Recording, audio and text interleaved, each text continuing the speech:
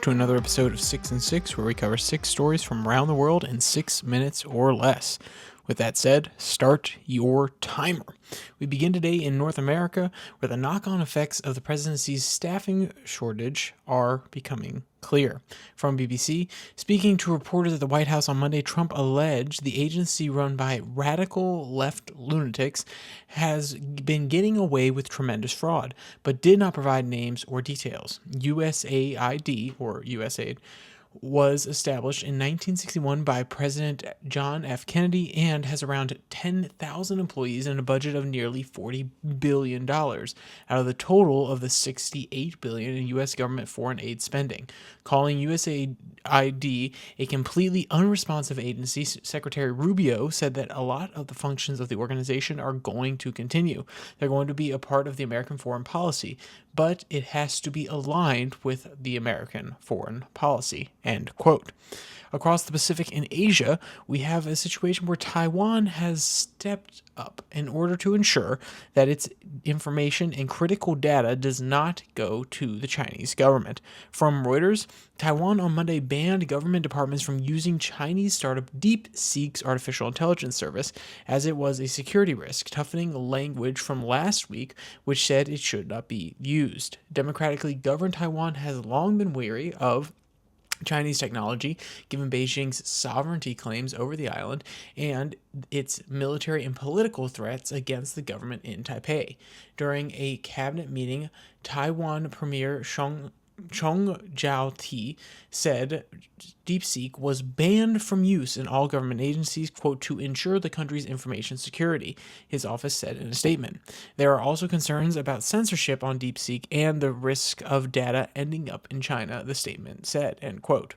Next, we go to Australia, where flooding has caused a major scare in the Queensland area. From BBC, quote, thousands of residents who evacuated from their homes are set to return on Tuesday because it is feared hundreds of properties and businesses have been inundated. Quote, it's a disaster that's going to test the resolve of people, Premier David Christofoli told ABC. Parts of the region have been battered by nearly 2 meters, roughly 6.5 feet, of rain since Saturday, prompting ongoing flood warnings, blackouts, but the premier said weather conditions have been really kind in recent hours, end quote. Meanwhile, in Europe, we go to a story where France has been able to pull defensive concessions from its neighbors as the U.S. begins to reevaluate aid. From Reuters, quote, the European countries have already ramped up defense spending in recent years in response to Russia's 2022 invasion of Ukraine, and a growing view that they cannot rely so much on the United States to protect the continent in years to come. Their efforts have been fueled by questions about the U.S. President Donald Trump's commitment to the NATO security alliance and by his demands from European nations to spend more on the continent's defense. The EU leaders agreed to focus on filling critical gaps in their defenses, such as air and missile defense, missiles, ammunition, and military transport, Costa told reporters. Next, we come to Chile, whose recent conservation efforts may have saved a species of rare frogs from a fungal infection. From BBC, in 2023, surveys confirmed that the arrival of the deadly Quinto fungus to southern Darwin's frogs in the Parque Tanacu forest, sorry if I'm mispronouncing your national forest, Chile, in southern Chile. The frogs are particularly susceptible, and monitored populations declined by 90% within a year. Last October, conservationists from the London Zoo located a Clyde-free population. The task was challenging. Not only are the frogs tiny, they are extremely well camouflaged to blend into their mossy homes. They traveled in specially designed climate-controlled boxes on a long, complex route, a 6-hour boat ride, 15 hours to drive to the Chile's capital of Santiago, and a final flight through Heathrow. Each fully grown male, which weighs less than 2 grams and measures under 3 centimeters, was able to carry little tadpoles until they metamorphosized into froglets. And we finish today in Africa, where the Rwanda-Congo conflict continues on.